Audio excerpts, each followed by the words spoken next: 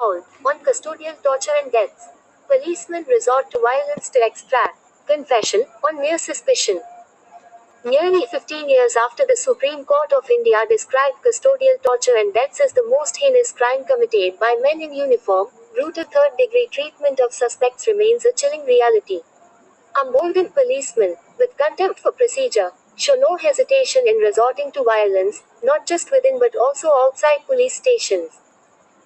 In Tamil Nadu, the recent death of a young man, Ajit Kumar, who was detained and tortured by a special police team, in plain clothes, for alleged theft in Shivaganga district, underscores the deeply ingrained authoritarian and intimidating nature of the police force.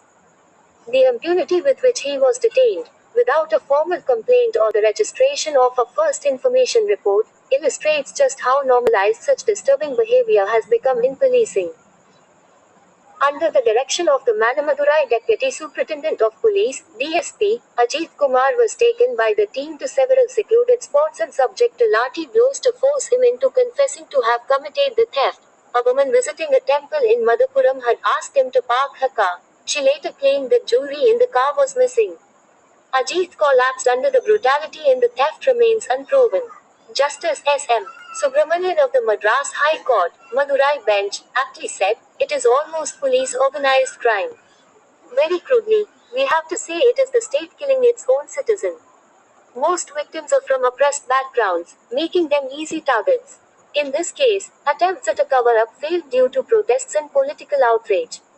With the custodial murder of a father and son in Sattankulam during the COVID-19 pandemic still fresh in public memory, Chief Minister M.K.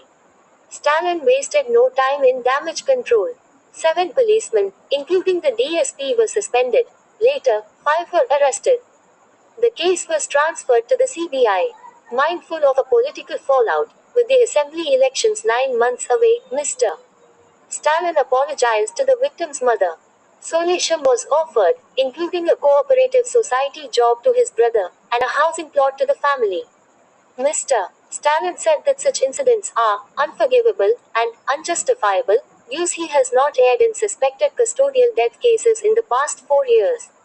However, these measures alone will not bring closure to the families. As directed by the High Court, he must ensure there is action against senior police officers if their involvement is proven. A fast-track trial is needed.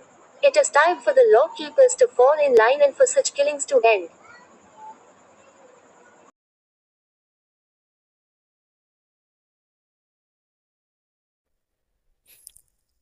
Did you know that some people don't do their reading assignments? It's shocking, but it's true. Some students don't even read short text that they are assigned in class. There are many reasons for this. They may be distracted or bored. They may be unwilling to focus. They may be unconfident readers. Whatever the reason, it has to stop today. Here's why. Reading stimulates your mind. It is like a workout for your brain. When people get old, their muscles begin to deteriorate. They get weaker and their strength leaves them. Exercise can prevent this loss. The same thing happens to people's brain when they get older. Brain power and speed decline with age. Reading strengthens your brain and prevents these declines. You can benefit from reading in the near term too. Reading provides knowledge. Knowledge is power. Therefore, reading can make you a more powerful person. You can learn to do new things by reading. Do you want to make video games? Do you want to design clothing? Reading can teach you all this and more, but you have to get good at reading. And the only way to get good at something is to practice. Read everything that you can at school, regardless of whether you find it interesting. Reading expands your vocabulary.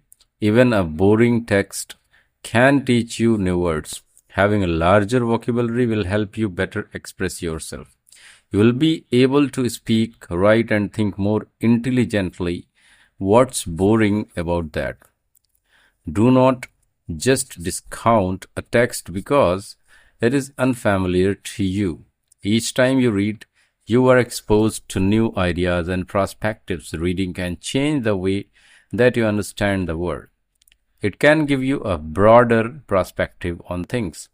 It can make you worldlier. You can learn how people live in a far away places. You can learn about cultures different from your own. Reading is good for your state of mind. It has a calming effect. It can lower your stress level and help you relax. You can escape from your troubles for a moment when you read, and it's a positive escape. The benefit of reading far outweighed those of acting like a diffuse. So do yourself a favor.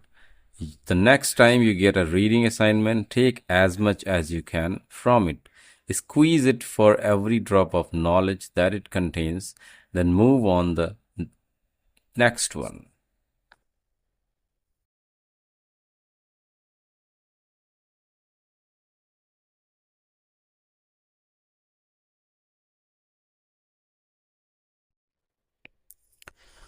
One of the most successful commercial products ever launched is said to have come about as the result of a mistake.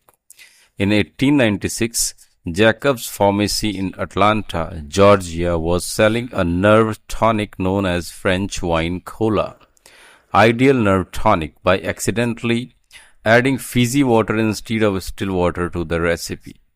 A pharmacist called John S. Pemberton invented what has today become the most popular soft drink in the world, Coca-Cola, along with its coolest rival, Pepsi, which appeared on the market 3 years later.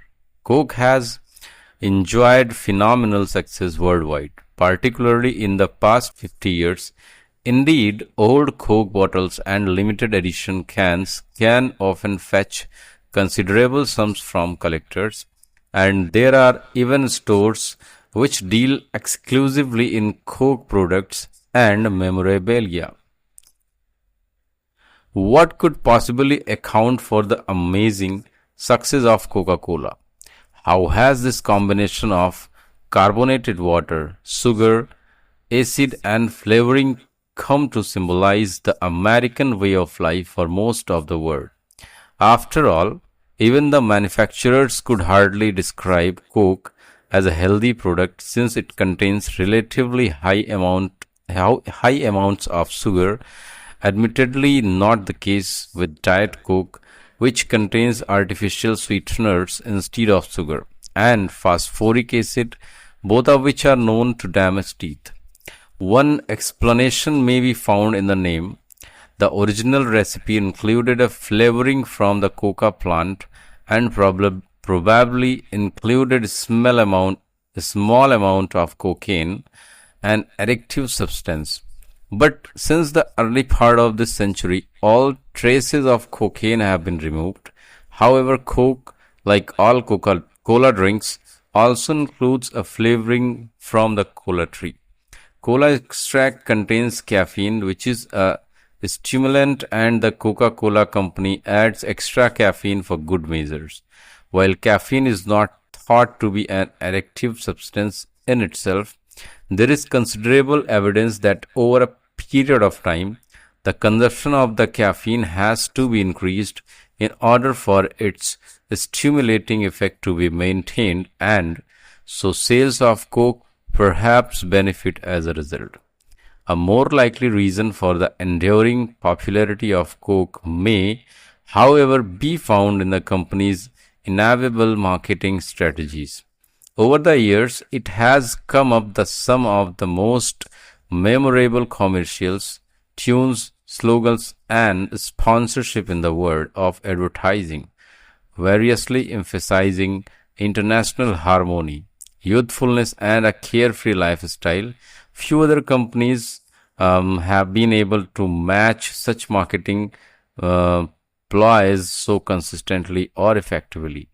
As suggested earlier, the influences of American culture are evident just about everywhere, and Coca-Cola has somehow come to represent a vision of the United States that much of the rest of the world dreams about and aspire to.